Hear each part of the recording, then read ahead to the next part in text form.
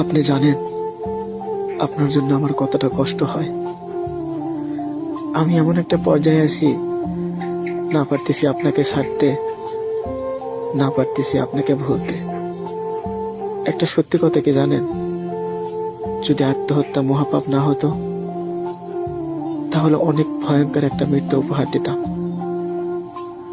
কি করব বলে, আপনাকে ভুলে যাওয়ার তো কম চেষ্টা করলাম না, দিন শেষে শুধু আপনার কথাই মনে পড়ে।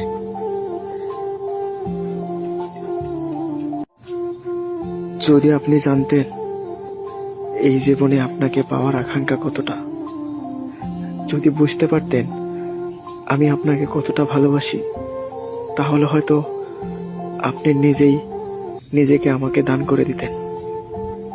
একটা কথা কি জানেন, আপনার ভাগটা আমি কাউকে দিতে চাই না,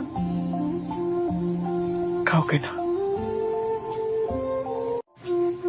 একটা সময় আমাদের সম্পর্ক দেখে মানুষ হিংসা করত। আমি তাদের বলতাম আমার ভালোবাসার মানুষ কখনো হারাবে না, সে আমার পাশে সারা জীবন থাকবে। কিন্তু দিন শেষে আপনি হারায় গেলেন আর বুঝিয়ে দিলেন আসলে ভালোবাসা সবার জন্য না।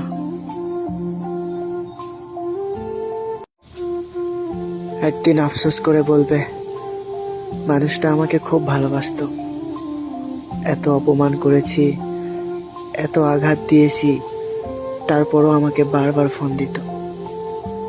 কিন্তু তখন আফসোস করে কিছু হবে না প্রিয়, কারণ হয়তো সে সময় আমি থাকবো না।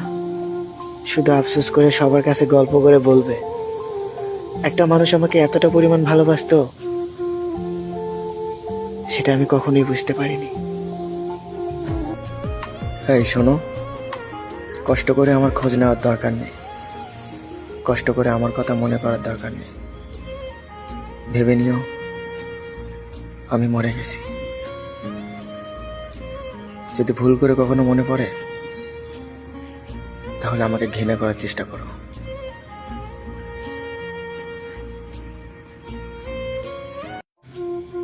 আমি আমার নিজের থেকেও যাকে বেশি ভালোবাসতাম সেই মানুষটা আমাকে অবহেলা করে।